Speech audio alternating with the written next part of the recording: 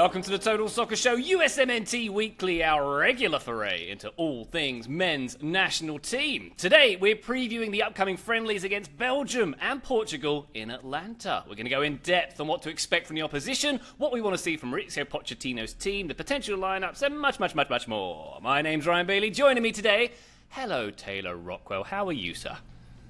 I am splendid, Ryan Bailey. I love getting to chat with you all. I love having all four of us together. USA games coming up. I've got a lot of excitement and a little bit of anxiety about it, but today, this morning, has been scored by one thing in particular that has me excited. There you go, Graham. Yes!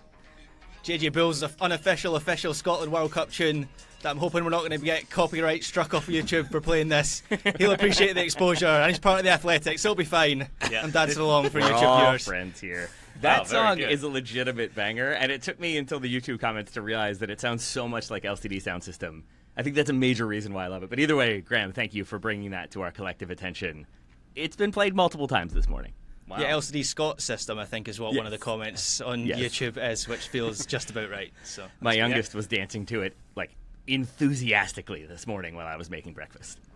Very good. And dancing enthusiastically also, Graham Ruthven just then. The YouTube viewers got a real treat for you there, Graham. Thank you very much for that. That's right, Ryan Bailey. I was going to dance anyway at the sight of the robot butt behind you, which hasn't been addressed yet for YouTube viewers. It's quite the backdrop. I'm presuming it's not just a Zoom backdrop that you press the button and that has appeared. That's not like a default setting for Zoom now. You are actually in Atlanta. But not for the game we're going to talk about, I presume, for something else. I don't know, Graham. This could be studio trickery. I was in Los Angeles last week. I might have learned a thing or two. Who's to say? That's right. But yes, I did actually make the trip down to Atlanta. There is a conference thingy happening in the Stadio del Sphincter, which is right behind me, that you can see on the YouTube. If you join us there, like and subscribe if you don't. Joe Lowery, hello. How are you? Oh, that's so good. I'm even better now, Ryan. This makes me so happy. I'm glad you're in Atlanta. The conference has some interesting folks in it, so I hope it's a good time. And maybe, just maybe, they'll accidentally leave you inside the stadium and you can just watch the game later this week anyway. Oh, yeah. I could hide in the bleachers somewhere, get some cheap concessions to keep me going for a few days. That sounds good. And maybe they'll let me out of this extremely echoey hotel room as well at some point. Who knows? The stadium can't be more echoey than the room you're recording in. So in a production sense, I'm not sure it'd be a downgrade. Ryan, I was reading on the Athletic, no less, a couple of days ago that they're having trouble in Atlanta kind of removing the Mercedes-Benz logo from the top because you can't have a rival sponsor for the World Cup, and they don't know how they're going to get rid of that on top of the stadium. Is that what you've been drafted in to do? You better get up there, pal. Get going. Yeah, that's some job. I drove down last night with a sort of a trunk full of crowbars, and that's what I'm going to get up there and get done today. Yeah. Start crowing, pal. Yeah. I thought you were just going to go like a literal ton of duct tape and just cover that bad boy up with some duct tape. Problem solved. Look, guys, it's a soccer ball now. Look what I made. Yeah, I can see that. Very good. All right, so there's plenty of action to happen this coming weekend at the stadium right behind me, taking on Belgium at 3:30 Eastern on Saturday, are the USMNT, and then back in this stadium on Tuesday for Portugal, 7 p.m. Eastern on Tuesday, as I say that. And we get to see the home and away kits, by the way. The home kit being worn against Belgium and the away kit being worn against Portugal. Very good stuff. Graham's very excited by that prospect. Just going to read out the broadcast mentions here as well. The Belgium match presented by AT&T will be streamed live on TNT, HBO Max, Telemundo, Universal, Peacock. USA Portugal game presented by Bank of America will be shown on TNT, True TV, HBO Max, Universal, and Peacock. So basically, if you just put your TV on and sort of mash the remote control, you'll probably find the channel that these games are on at some point. Very good. Very good. All right, before we get to looking through the opposition, I'll tell you about patreon.com/Total Soccer Show, the very best way to support this here endeavor. You'll get bonus episodes, bonus video content, and access to our Discord server where all the cool kids are hanging out. That's patreon.com/Total Soccer Show. Thank you to everybody who joins us there. All right, Taylor Rockwell, what's your how are we feeling? What's the excitement level going into these friendlies this coming weekend? How are you feeling? I have made a promise to myself to hold on, like in the back of my head, to some of the frustrations I have towards FIFA and the 2026 World Cup. But I'm about optimism and enthusiasm. I'm tired of answering everyone's question of, like, are you excited for the World Cup with, you know. And instead, I'm going to be positive, I'm going to be enthusiastic, and with that in mind, I am positive and enthusiastic about these friendlies. They are very good opponents, very strong opponents, maybe one slightly stronger than the other. I heard a lot of golden generation talk about Portugal in a lot of the previews I read and watched. Not sure I'm going to go that far with it because I don't think that's a thing, but it has me really excited because it's really good opposition for the United States to face. A relatively strong U.S. roster at that, with maybe a few absences in there due to injury, mostly. And so I think it's a really good test. It's an opportunity for some more like tinkering, but ultimately with a squad that we feel like we know a good percentage of, it's an opportunity just to gel a little bit more and look a little bit more cohesive. And I think kind of regardless of results, I'm really excited to see what comes out of this, who plays where, who looks good. All of the exciting things for international friendlies that get Ryan truly excited for this time of year. I watched Michel Pochettino's US Soccer clipped up his sort of introductory talk to the players, I presume after they joined up in camp in Atlanta. And I was ready to run through a wall for Pochettino after that. It's captioned, "Why not us?" And I just love that as a tagline for the US heading into this World Cup, as long as you don't try and answer that question. At the risk of stating the obvious, these are two, as Taylor says, these are two really tough tests that will be, I think, something different after the run of friendlies we had at the end of last year, right? And those friendlies were good tests as well, but this is clearly another step up, where between this window and the June window as well, right before the start of the World Cup, the US is going to play 4 teams with a real shot at the latter rounds of this World Cup. Obviously, Germany and Senegal in June as well. And Portugal, they'll be one of the favourites. I presume, Taylor, that's the stronger team that you're talking about in this window, as good as Belgium are. I do have to admit, I have mixed thoughts on that and on that friendly schedule, because I do agree, and Joe always makes this point, US Soccer do a really good job of arranging friendlies, but I do think there is a risk attached with these particular games, with them being so close to the World Cup, that you maybe drain some of the confidence that was built up over the October and November windows in particular. And look, that's definitely some PTSD surfacing for me as a Scotland fan from the last Euros, where we were flying, and then very similar to the US, we thought, okay, in the March window we'll play some top level opponents, and we got beaten convincingly. And I think we went into the tournament a lot more timid, maybe partly because of that. So I hope that doesn't happen. Obviously, there's the flip side here, where if you play well and you get a good result and a good performance, you actually build on the confidence. But I do think there's a little bit of a risk with these games, and I guess the players in US Soccer and Pochettino just have to embrace that. Joe, how are you feeling about these oppositions? Are you feeling that Portugal will be a much sterner test than Belgium necessarily? I don't know if I would say much, but yes, I do think Portugal are better than this Belgium team. I mean, I'm terrified of the U.S. playing these games. Not to say that I think it's a bad idea. I think it's great that they're playing these games. And rationally speaking, the U.S. can hang in these games. Like, that is a possible outcome. But these teams are really good, and they are certainly both noticeably better than the USMNT. I did think it was interesting. The ELO ratings had Belgium all the way down as the 21st best team in the world, 1 spot behind Mexico and 1 spot above Paraguay. I don't really know that I'm buying that, but it does present a more optimistic case for the U.S. maybe in that game. In the FIFA rankings, they're 9th, so they're still a very good Tier 1 sort of team.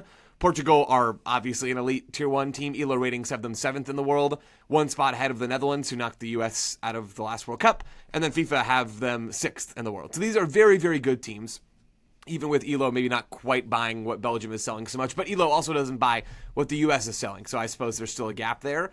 These teams have so much quality, even with some names missing for both sides. Leandro Trossard's not in this Belgium squad. Hans Van Aken is not in this group, the Club Brugge attacking midfielder. He's out as well. This is a Belgium team with Jeremy Doku and Lois Openda and Charles de Ketelaere and Salamakers and De Bruyne and the Aston Villa midfield. Like, this team is really, really good. And this is a Portugal team with all the names you know, except for Cristiano Ronaldo, who is injured, oh no. And Ruben Dias and Bernardo Silva, who are both out for apparently workload reasons. Portugal's stacked. They don't need Ronaldo and might even be a better team without him. And the other 2 guys will be back just in time for the big show later on in the summer. These are going to be amazing tests for the U.S. I'm fascinated to see how Mauricio Pochettino approaches these games. How does he set up? How conservative is he both with his lineup and with his tactical approach? All of those things are very much worth watching, and we're going to have a lot to talk about after these games. Yeah. If I could put maybe my capper on this one, it would basically be this. I would encourage people not to pay too much attention to the actual scoreline result, win or loss, because I think, like as we saw with Uruguay not too long ago, if you catch the right team on the wrong day for them, you're going to look like world beaters, especially if they're not really up for it. But that doesn't make you world beaters. It just means that you've kind of found some solutions and looked good on the day. What I really would like to avoid is the USA's performance against Colombia ahead of the Copa America a couple summers ago. That one, I think, is the type of result that Graham was kind of alluding to. And I know Joe remembers that game well. Of just the U.S. looking like they had no answers, completely outclassed, did not look like a cohesive unit at all. And that really was maybe this was a wake-up call, but should they need a wake-up call at this point in the phase? So if they come out and get just shellacked by Belgium in the opening game, or the same for Portugal, and don't really have any answers, don't really have any sort of unified style, that is where the alarm bells go off for me. But if it's like a 2-0 loss against world-class opposition where the U.S. is figuring some things out, trying some things along the way, has some good experimentation, has some bad experimentation, I think that's all very useful. I think that's the line for me. Yeah. It's like, are there ideas that they are trying to figure out and undertake? Or is it just, we're here for 2 friendlies, the World Cup's coming, whatever? In which case, then I have some concerns. Yeah, you want some repeatable things that... I mean, we want these games, these 2 games, and the ones in June as well, but we want them to imitate a knockout game for the US, right? That's the situation that this is trying to prepare this group of players and this team for. It's a knockout game against a high-caliber opponent, and can you hurt them? Can you prevent them from hurting you, and can you hurt them? And so if we see some repeatable things in these 2 matches, then that will be very, very encouraging. What I'm trying to guard against, is what I'm wary of, is maybe a better way to word it, is the realisation that this team is miles off it. And that can actually be useful for a national team, but I'm not sure if it's useful in this window where you don't have any time before the end of the season, before the next... Because I know there's those 2 games in June, but that's basically going to be your team for the World Cup. There's not any time to correct it, and there's not any time to sort of build up any confidence, which I do think is important ahead of a tournament. So that's the flip of the coin that the US is making here. Yeah, Graham, I think it's important. Obviously, it's a very good opportunity to play against quality opposition in these 2 games. But as for sort of simulating a knockout game, I'm seeing 2 European teams whose players, it's March. A lot of these players are sort of getting towards the real sticky end of their domestic seasons. They've travelled 4,000-ish miles to come to these games. I'm not convinced there's going to be the intensity or, the structures that there would be in a knockout game. These teams are going to be trying things out as well. So for me, that's a positive for the US, because I'm not ringing those alarm bells as loudly, because, the opponents aren't going to be as strong as they would be in the summer. Yeah. I mean, that's fair, Ryan, but that'll be the same for a lot of the US players, right? A lot of whom who are coming from Europe, who are playing for the same teams, or in the same leagues, at least, that the Portuguese players are playing in. And I do accept, it is basically impossible to truly replicate the tension and, I guess, the competitive tension of a knockout game in a World Cup. And that goes for, we continually caveated the positive performances, the encouraging performances in October and November in particular, with that fact. That's just the situation that a host nation, I've repeatedly made this point, for a host nation it's actually quite difficult to prepare for a tournament, because the situation, the parameters are just completely different heading into the tournament when you don't have competitive fixtures. So the US is always going to be at that disadvantage, but with that disadvantage being kind of unavoidable, this feels like the best way for the US to kind of replicate those situations. Okay. Taylor, let's say I'm a casual soccer fan. I've got 2 tickets for both of these games. I've got my echoey hotel room all sorted out. I'm looking forward to these games. And I've never seen Belgium and Portugal before. What kind of games can we expect from them? In my sort of stuck in a decade ago mind, Portugal are going to sort of try and grind things out. They've got talent up top, but obviously they might make a meal of it. And Belgium, stacked in the midfield, but also pretty technical as well. How do you see these opponents if you were introducing them to new eyes? Yeah, I think they are both really interesting and strong opponents in different ways. And Joe already outlined some of the absences for Belgium. To restate, Lukaku has pulled out as well, prioritizing health and fitness for the stretch run of the season over immediate playing time. Hans Vanaken, Leandro Trossard, Thibaut Courtois, all out as well. So to me, it feels like a team that has a solid spine and solid floor, and then the ceiling is kind of an unknown question mark. And you have some of those big talents that Joe's already mentioned, and then you have lesser known players coming through. This might sound insane. Looking at this squad, and if you go with Badge FC, it is not going to fully blow you out of the water if you haven't watched this team in some time. But under Rudy Garcia, I think that they are trying different looks and different approaches. It's often been a 4-2-3-1 as like a base shape, but that becomes a 3-2-5 or a 3-4-3 or a 5-4-1 or a 4-5-1. It's just got a lot of like variation to it. But it feels like a team that is going to be really strong in terms of just like kind of playing out of the back, keeping possession. And then my gut feeling is we'll rely more on individuals in at least one of these friendlies, if not both, specifically Jeremy Doku, to kind of take people on, try to create 1v1, and then see what can come from that. Whereas the Portugal team, even with the absences that we've already enumerated, it's just a super strong team. They have so much talent. And again, they also have young players coming through that I think are challenging for spots and trying to make life difficult and trying to kind of push their way through. But they have injuries of their own. Diogo Costa is their most capped goalkeeper. He won't be there. Rafael Leao out. Ronaldo injured, suspended? I listed as both. I'm a little confused by that one. And Dias and Bernardo Silva. They've only played 6 games since 2023 without Cristiano Ronaldo. He is really an ever-present fixture for them. So I think in his absence, to Joe's point, they might look stronger and faster. I think they're going to press and be really aggressive. And so I think they offer a good opportunity to work, for the U.S. to work more on keeping possession and then critically when not to keep possession and when not to kind of be silly with the ball. So I think I sort of built, like when we get to our lineups later on, my assumption was that the U.S. would have maybe a little bit more of the ball against Belgium and kind of could try to establish some possession of their own through the middle. Against Portugal, I think that is much more a good sort of round of 16 or knockout round opponent who is going to be coming at us, playing with confidence, has the kind of full weight of expectation on them, and then how do you handle an opponent like that? That is my like kind of generic gut read of both of these teams from what I have seen and what I have read. Yeah, I think Portugal are going to have loads of the ball in that game. I mean, with it being the second game, there's a chance that Roberto Martinez actually rotates that team. But just looking at the squad as it is, that midfield that Portugal can start against the US, it could feasibly be João Neves, Vitinha, and Bruno Fernandes, which could be good. Just a little bit, just a little bit good, yeah. Why not us, Grim? Why not us? Let's move on.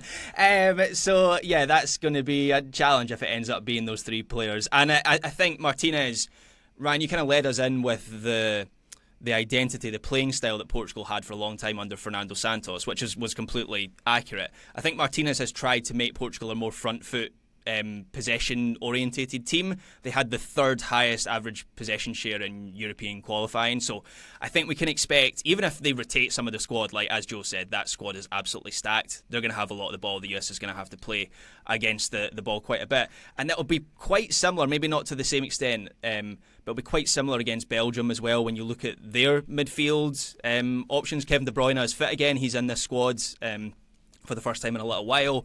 Amadou Onana, even someone like Nico Raskan, who listeners might not be familiar with, but he's a Rangers player. His whole game is based around having the ball. Nathan De Cat could make his debut for, yes, that's right, his name is De Cat, tremendous surname. But he's either 17 or 18 years old, plays for Anderlecht, and is legitimately thought of as one of the best young midfielders in the world. So even if we see him make the field, I kind of think he's going to see a lot of possession. So similar task for the US in both games, broadly speaking.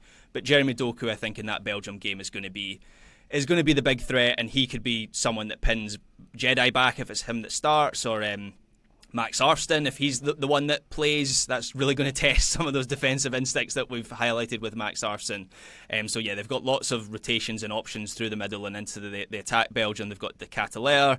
Trossard isn't in this squad, but he's another player that usually gives them that fluidity. So under Rudi Garcia, they do seem to have focused on, without Lukaku, a more kind of like rotational forward line, which could be trouble for the US. Graham, an important follow-up from me. Is De Cat sort of like a gritty, hard-working player? Can he? I mean, he works hard. He's physical, but he's also exceptional on the ball, which is why I think. Is this a cat joke? Here it comes. I'm just curious he got that dog in De Cat? Right, there you go. I'll see myself. Oh, wow. Very good. Very good. The run-up was worth it. I think I physically hurt Joe with that. Oh, wow. I thought it was a legitimate question about an exciting player, but no, it was that's on you, Graham. That was an unexpected dog joke. All as right, soon as you very said good. his name, you didn't see me frantically be like, I have a thing to say. It will definitely I be apologize. the most threatening a cat has been at this stadium since the Panthers beat the Falcons here a few months ago. Let's take a quick break. When we come back, we're going to turn our attention to the USMNT and what we want to see from Poch's team in these games. Join us then. Total Soccer Show, welcome back to USMNT Weekly. Hey, listener, if you are going to check out the Belgium game this Saturday, why not check it out along with us? We are doing a live watch-along on our YouTube channel. The game's at 3:30 Eastern. We'll jump on about 3:15. So join us there throughout the game for fun, entertainment, and jokes about the roof of this stadium and cats, no doubt. Join us then on our YouTube channel. Link in the show notes. Very good. Joe Lowery, let's talk about the USMNT and its 27-player roster, many of whom we'll see over these two games, of course. What's best case scenario? What do we really want to see from this team in these games? In terms of a lineup, in terms of an approach, I think in terms of an approach, I don't really know what buttons Pochettino is going to push in this camp by any means, because we really haven't seen the U.S. play opponents of this caliber. Maybe outside of Uruguay, you could draw some sort of line between Uruguay and Belgium, but Uruguay didn't show in that game really. And the further we get away from that big win for the U.S. last fall, the more I think that was Uruguay just not turning up. I mean, it was a good U.S. performance as well, and things can be two things. But I'm really fascinated to see how Pochettino is going to set up in these couple of games. Are we going to see the back three? Well, neither one of these opposing teams really attacks and defends in every phase in a back three, which is typically when Pochettino has used that shape before. But is the quality that they're going to be facing so great that we're going to see the U.S. add an extra central defender onto the field? How is he going to set up the midfield? I think maybe the barometer for that is, where are we going to see Weston McKennie play, and are we going to see Gio Reyna play? Those are probably the top two personnel questions on my list. I have Gio first and McKennie second in my list of questions that I'm pondering on that side of things. If Gio Reyna plays, that is a signal. It starts, maybe more specifically. If Gio Reyna starts, I think that's a signal that the U.S. is really going to try to do some stuff on the ball in one or both of these games. If McKennie starts in the double pivot, I think that's also a sign that maybe the U.S. is going to do a little something on the ball, because that creates space for Christian Pulisic +1 and then attacking midfield line, whether that's Gio or Tillman or whoever it is, right? So those things, when I'm looking at the lineup, I'm looking to see how many pure center backs are in the team. I would not count Alex Freeman in that bucket or Joe Scally in that bucket. How many pure center backs are in the team? Where does McKennie play? And is Gio Reyna in the 11? I think those three things will give us a very clear idea of exactly what the U.S. is trying to do before we've even seen the ball kick off. Joe, sorry, can you say them one more time? Yeah, how many center backs are in the 11? Where is Weston McKennie in the team? And does Gio Reyna get the start? Those are the three things that I think will tell us a good bit about how aggressive Pochettino is going to be with the ball in one or both of these games. Do it again, Joe, one more time. No. Only for Taylor. I like to keep Sing it this time. I like to keep the How list, much and I does didn't. Gio play? Yeah. I like keeping a list when we do these episodes of like things that we're all paying attention to, things that we want to see, just because I think it helps it's the necessary pre-study to then watching the game and being like, okay, well, we didn't get that. Joe wanted this. But sometimes I mischaracterize what Joe said. And then when I predicate an entire thought on like, Joe can tell wanted you one more this, and time. then Joe's like, I didn't want that. That's not what I said. Wrap it. I can't do that. Sorry. Oh, dear. That's Graham, the how are you feeling about Joe's 3-point list? I can't remember all the things on it. He's going to have to say it again. But what do you think? What are you looking for in these games? Yeah, I think that's spot on from Joe. I mean, I didn't have those in my notes, but now that he's laid them out, I think it kind of crystallised my thoughts as well of like, well, how much are the US going to try and play in the ball? How much are they going to make this about? How much are they going to make this a task of bending but not breaking against the ball? Because I do think that's quite a useful part of this exercise as well. Because if the US is going to pull off that big win in a knockout game at the World Cup this summer, that we hope they are, then realistically that's what they're going to have to do, right? It's an unrealistic expectation to all of a sudden, in the space of one cycle, with a lot of the same players from the last World Cup, just dictate games against the best teams in the world. Like, I think there has to be an element of pragmatism, so I think we're going to see that in this game. But to what extent are we going to see that pragmatism? I think, are we going to see McKennie on the right side? I raised that last week. That could be something against the ball that's quite useful. But then if you have McKennie on the right side, you maybe don't have the verticality that Tim Weah offers you on the right side. I actually don't know. As much as I'm very open to the idea of McKennie on the right side of midfield, considering that's broadly where he's playing for Juventus right now when he's in the form of his life. And yes, he does have freedom to basically go wherever Spalletti is happy for him to go, which is everywhere on the field. But I don't know if this is the game to try that, where the US is going to need ways to get out. And like McKennie is, good on the ball and would help absorb the ball up the field. But in terms of that verticality, maybe Weah is more useful in that sense down the right side. So yes, I think that is a good list from Joe to kind of frame the assessment of this game. I got a couple more for you, Ryan. I would like Joe's list one more time, though, if you don't mind. Yeah, we'll do it on the Patreon. For sure. I think, where is Tim Weah utilized? Does he start either or both of these games? And if so, is he, I'm assuming he's going to be listed at right wing. That would be my guess. It'd be 4-3-3, 4-2-3-1 with Weah there. But is that where he's actually playing? Is he functioning as more of a right wing back? Does he have more defensive responsibilities than we would expect? We've talked about this before, but there's not a clear usage point for him in this team the way they have played in the past. And I think other players have kind of solidified or made strong claims to certain positions where he might be a consideration, Weah. So I feel like that sort of right side, more defensive but still getting forward in the attack position might be really good for him, but we haven't really seen a ton of it, especially with Serginho Dest now injured and out. Is that a spot where Weah can shine? That's a big one for me. I want to know what our central midfielders are trying to do when they do possess, if and when. Are we trying to build out through them? Are there kind of established patterns? That was the thing that, I think the last time Aiden Morris played, it was one of the reasons why I enjoyed what I saw from him, is even if he wasn't able to pull it off perfectly 100% of the time, and even if he occasionally played risky passes, it felt to me like he was doing what he had been instructed in training and was trying to execute the game plan. There is a line between usefully executing what the coach has asked versus slavish devotion that gets you into trouble. And I would like to see them thread that needle if they can. But is the U.S. trying to possess? Are they trying to have any sort of on-ball, not even urgency, but just sort of identity through the middle? Or is it just bypass that, don't give the opposition any sort of opportunities? And then lastly, I want to see what they're doing defensively. Is it a sort of just team-wide, this is the system, this is the structure, this is how we defend?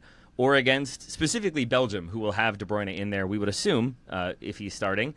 Do you sort of playing your defense to nullify what he can do on the ball, especially from deeper, where he can kind of find lanes and find options over the top? Are you trying to individually press certain players, or is it more of a team-wide approach when you're not sure who's going to be there? It seems like it would be the team-wide approach, but against teams that have so much individual talent, do you try to go out and disrupt certain players at certain points? All of those, I think, make for interesting viewing. Taylor, to go back to your point about Tim Weah, I'm not 100% sure I know where you're coming from on this, so I want to flesh this out a bit more. Sure. If it's not Tim Weah playing on the right side for the U.S., right, whatever that role means, whether you want to think of it as a right wing or a right wing back, depending on what the system is, who are the other people that you think are really contending for that? Because in my mind, without Dest, the list is fairly small, right? It's basically just Freeman, right? It's essentially Alex Freeman, but doing a more defensive-oriented stay-at-home job. It could be Joe Scally and then Miles Robinson starting at right center back or something like that. Or if you're just going with kind of two standard center backs, maybe it's Joe Scally and you are staying with more of a back four with others ahead. But I think we've seen the U.S. look their best when they kind of in possession go into that 3-2-5 shape that everyone seems to utilize, or some variation thereof. And that's where I think having somebody who can kind of get forward, be focused on attack, but then still do the defensive job is key. And that to me felt like Weah. Whereas I think with Freeman and with Scally, it's more do the defensive job and then get involved in the attack if you can. Maybe that's more Scally than it is Freeman. But I don't think of either of them as being, carbon copies of Dest. And even with Freeman, we started to see him used in more attack as his frequency with the U.S. has increased. But early on, I remember him staying home and being sort of confused why he was essentially being used as a right center back, where that did not feel like it played into his skill set.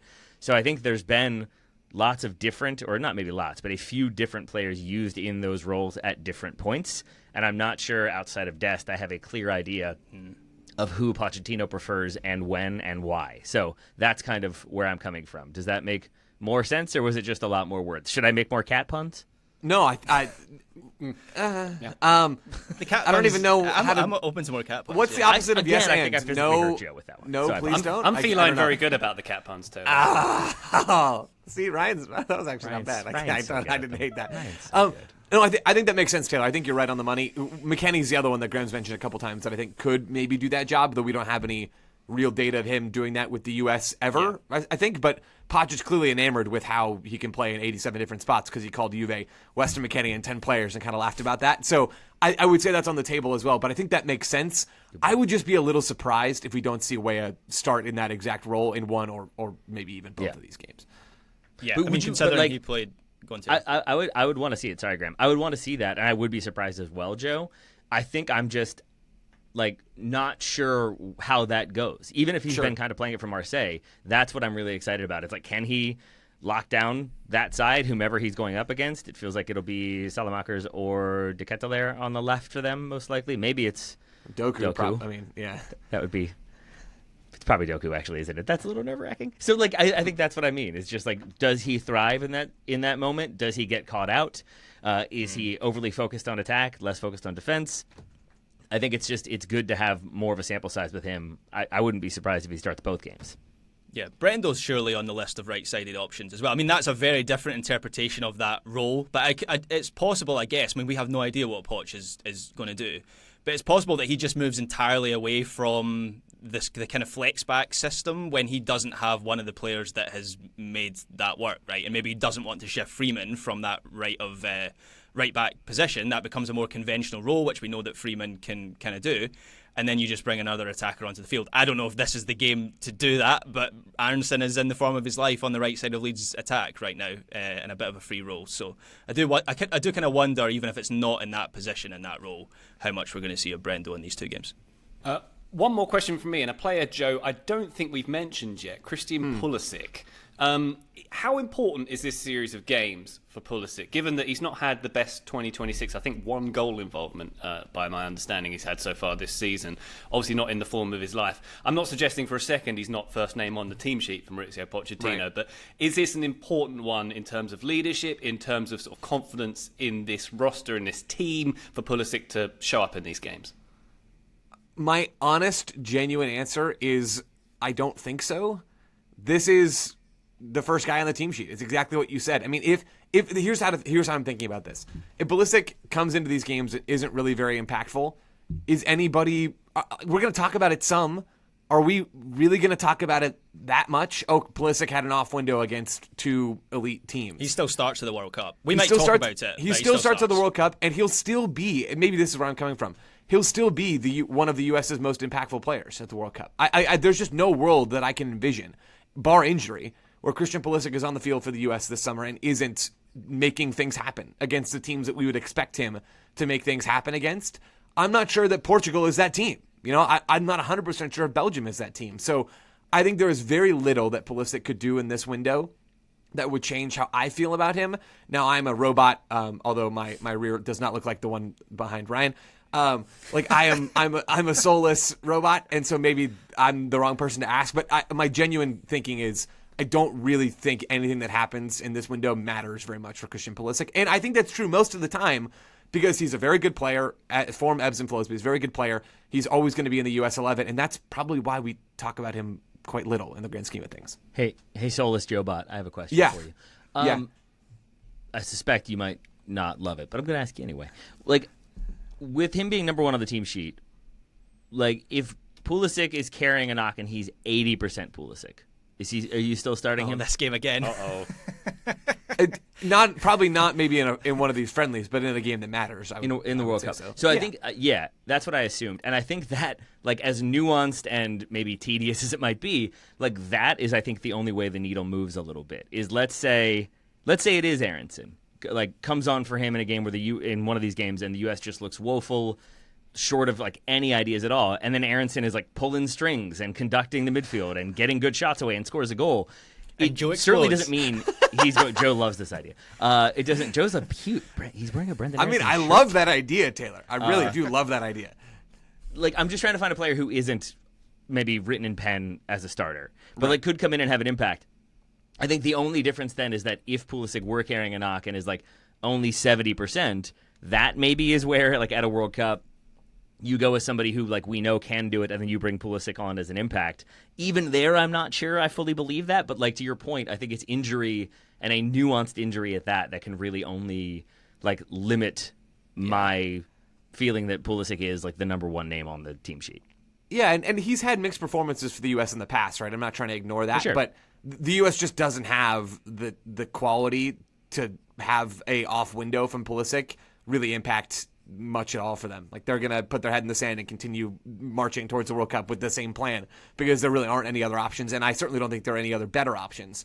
Can I quickly run through the rest of my list before we take this break of things that I'm watching for in this window? Does anyone unseat Tim Ream? Only once. Only once. Does anybody unseat Tim Ream? That feels notable, right? Yeah. These are the opponents where if somebody was going to do it, these are the kinds of games because you're a little bit worried about Tim Ream's mobility. I mean, maybe you're going to sit so deep in these games that you don't have to have Tim Ream cover large swaths of ground, and so he actually doesn't have to run at all.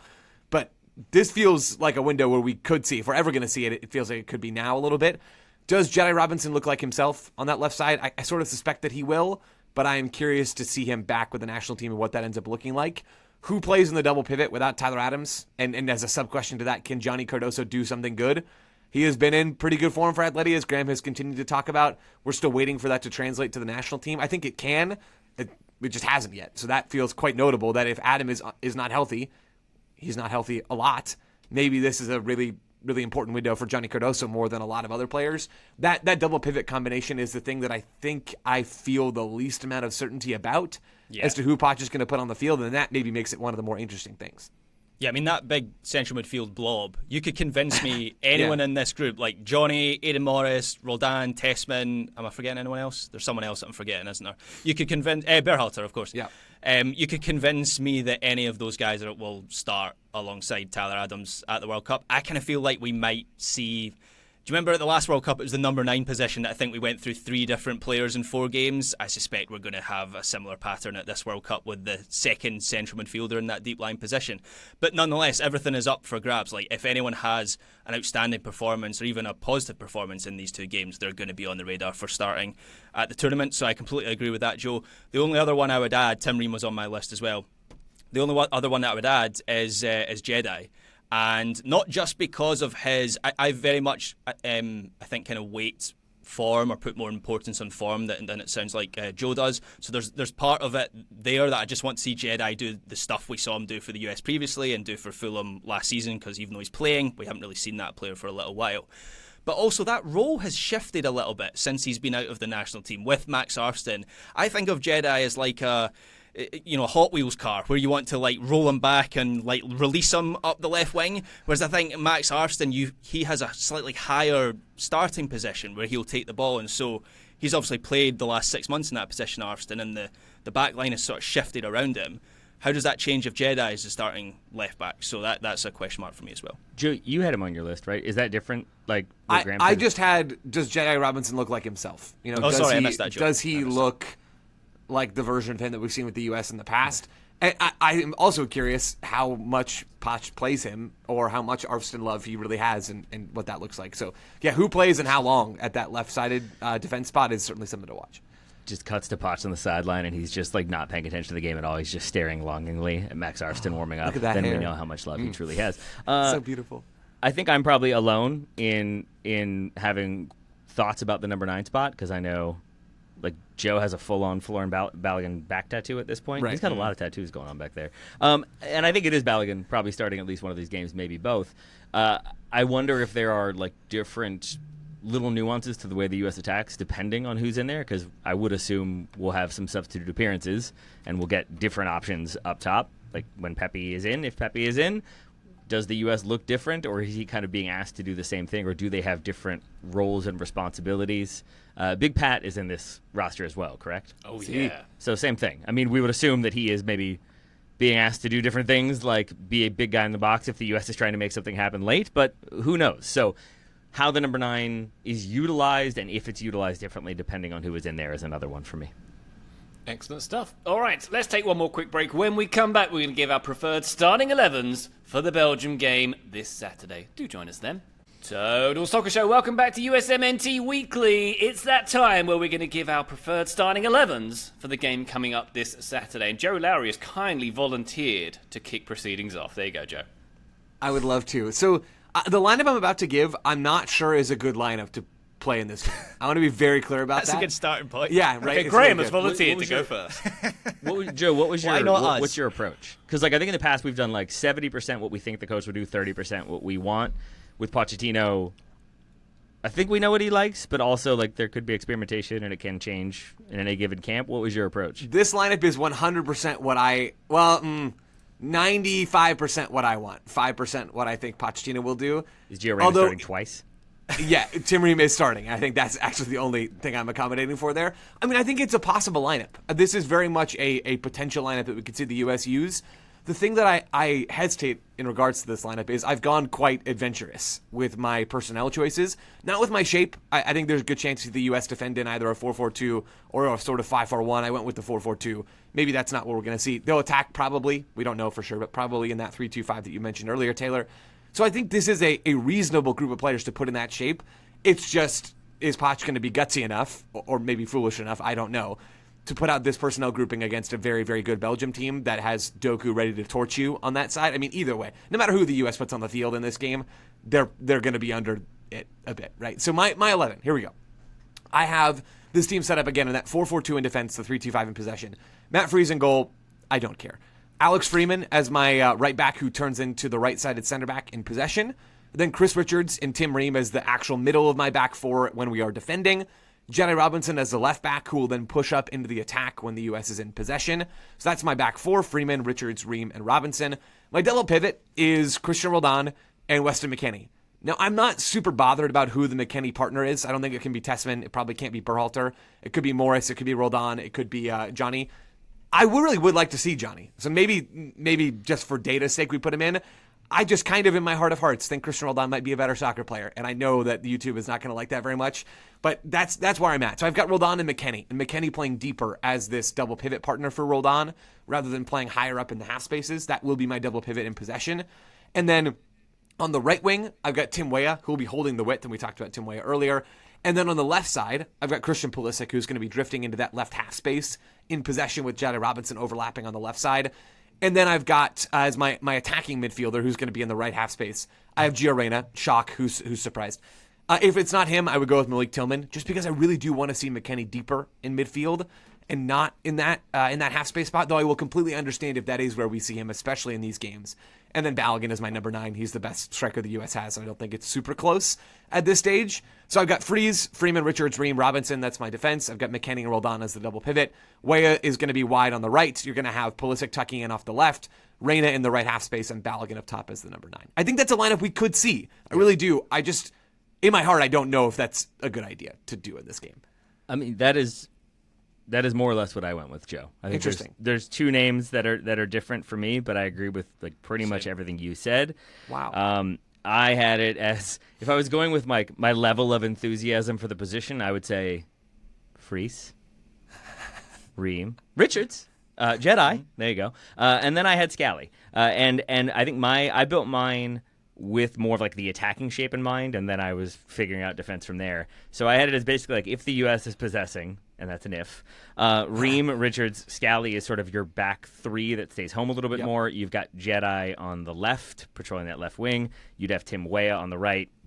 Then you'd have McKennie and Roldan against Belgium. I had that as well. McKennie deeper with Roldan as his partner. I had Pulisic in the left half space, Tillman in the right, and then Balogun up top. So the only differences for me were Tillman instead of Reyna, and even there, Joe, I think, had some kind of agreement on that one. And then it's basically Scally or Freeman. And I really wouldn't mind either one. I just think with the way Scally's call-ups have been, combined with how many minutes he has gotten, combined with how few minutes Freeman has gotten, maybe you reward him and see what he can do against an opponent like this.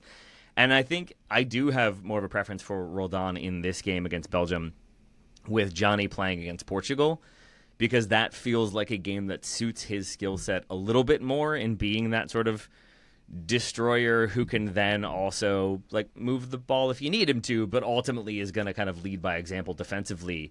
Watching him in the Madrid derby this weekend, he has 20 minutes where he is just really, really good and tidy on the ball Like, not flashy at all, keeps it moving, but defensively is solid, knocking people over, getting into challenges, winning aerials. And I was thinking, like, man, I've been underselling him. Like, maybe he is way better. And then as I was thinking that, and literally writing it down, he turned and passed the ball straight to a Madrid player. And I thought, there it is. There's the moments from Johnny that, like, always make me be like, it's the same thing as Tillman. We're like, please just finish the one-on-one, and then I will believe that you can finish one-on-ones. Please don't pass the ball straight to an opponent in a dangerous spot, and I'll believe that you won't do that when it truly matters. So I have Johnny against Portugal. I have Roldan and McKennie against Belgium. My lineup is exactly the same as Joe's, except I have replaced Gio Reyna with Johnny Cardoso, which feels very coded to us. There's a positional change there. I've shifted McKennie up from the deep line position up into the dual tens. Just Johnny's I think, number 10 now.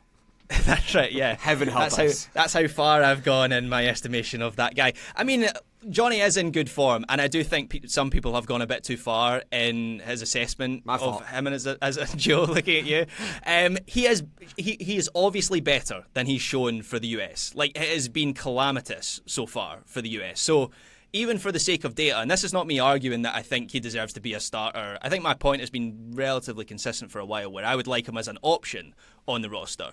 But we definitely need more data. We definitely need more evidence. And this feels like, when I talk about Johnny's uses against the ball, this feels like this game and the Portugal game feel like his kind of games. So this is the time to start him, in my opinion. Yeah, I think, Graham, that is more likely than what Taylor and I have suggested, especially in midfield, right? I don't know if it's going to be Cardoso and Roldan.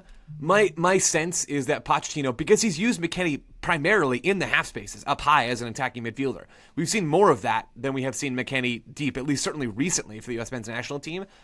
I would sort of suspect that what Taylor and I have suggested will not happen, and we'll see McKennie and Pulisic as the half space players underneath Balogun, and then we'll see any two of the other midfielders deeper, right? That could be Roldan, it could be Morris, it could be Berhalter, it could be Tessman. I don't know what that's going to look like, but that I think, especially in these games against high-octane teams, this feels like a moment to hedge towards being conservative, to not get embarrassed, like you were talking about earlier, Graham. And then I think the only other question then is, like, how does the defense shape up? Is it three pure center backs? None of us went with that, which is a little surprising to me. I know that none of these center backs are very good, and so that's why I didn't do that. But it is a little troubling to think about how that's going to come together, because these teams can punish the U.S. And we all went with Ream as a center back and Richards, and that's it. Like, does anybody? I don't feel good about that. I don't feel good about my other options either, but nobody should feel good about that. So what I'm trying to say is, it wouldn't surprise me at all if we saw Poch roll with, Robinson and Ream and Richards, Miles, that is, along with Jedi on one side and Freeman or Scally on the other, and it's just a very conservative, frankly quite boring lineup. But maybe that's the right thing to do. And that's why I'm so excited for these games, is that we just haven't seen Pochettino faced with these sorts of questions. We don't know how he's going to respond. We don't know how aggressive the U.S. are going to be. And I feel like I have fewer answers, even though this is a very familiar roster. I feel like I have fewer answers heading into this window than I have in a long time. And that's not through the fault of anybody. That's just that we're sort of inching towards uncharted territory a little bit here. There we go. Just so I have it. Sorry, Taylor. So, Joe, you had McKennie and Roldan, right, for Belgium? Yeah, but I just really don't think that's going to happen. Okay. And then, Graham, you had Johnny and Roldan? That's right. And then Weah on the right? Weah on the right, Pulisic on the left, McKennie through the middle, but obviously with a lot of different rotation between the three of them. All right. Fair That's enough. our Should I say my three things 11s. again? I can say my three things. Everyone say all their lineups again. I'll do it tomorrow. Where's Diego Very Kogan good. starting for either one of you? Hey, listener, if you want to talk about your preferred starting 11 for this game and the Portugal game, you can join us in our Discord. Patreon.com/Total Soccer Show is the best place to do that. And as a reminder, join us this Saturday for a YouTube live watch-along of the USMNT versus Belgium. Link in show notes to our YouTube channel if you're not a subscriber already. Rectify that. Thank you very much indeed. Does anybody want to finish off with a score prediction? I'll start. 1-1. Joe? 3-1 Belgium. 2-1 Belgium. 2-0 Belgium. I have, with that depressing note in mind, Joe, like, I have one question for you that will hopefully make sense. Always a good way to go. Like, I agree with the way you describe Pulisic and his kind of role in this team in a much less, like, confident way, and I think it's how we all feel about him. It's like, that's how I have Matt Freese. It's like, yeah, he's the number one. He's been the number one. Like, I don't see anybody really replacing him at this point. However, if like Matt Turner starts both of these friendlies, are you reading anything into that, or is it just it's probably still Freeze? Oh, yeah, I don't know how you couldn't. I mean, if Matt Turner starts one of these games, I'm reading something into that. That would indicate to me that Matt Turner will start the World Cup. So, yeah, I guess the only thing really to watch in the goalkeeper position is how the goalkeeper plays when he's on the field, presuming that's going to be Matt Freeze, or if it's just not Matt Freeze. Those will be the two things to watch. I just sort of happen to think that it is going to be Matt Freeze and that he probably won't have too many amazing moments and hopefully not too many disastrous ones either. What about if it's Patrick Schulte, who's like the last one called up due to injury, right? If he starts both games. I would also read into that. Yes, I would. Okay. Just a little. Just a little. Yeah. Should have brought 5 goalkeepers and a 35-man roster like England did. That's the lesson there, I'd say. And not Trent Alexander-Arnold. Thank you very much. Definitely not. You don't need any Real Madrid fullbacks in your lineup. That is USMNT Weekly. Thank you very much, listener, for joining us on this one. Thank you very much, Taylor Rockwell, for all your expertise, as always, sir. The pleasure was mine. Thank you very much, Joe Lowry. Hey, thanks, Ryan. Thank you very much, Graham Ruthven. Thank you, Ryan Bailey, and thanks to the cops that sounds like I've found your bag of crowbars. They're coming for you, Ryan. They did, yeah. They saw the giant BMW sign I was about to put up on this stadium, and they're unimpressed. So I better go sort that situation out. Listener, thank you again for joining us on this feed. We'll be back very shortly, but for now, bye!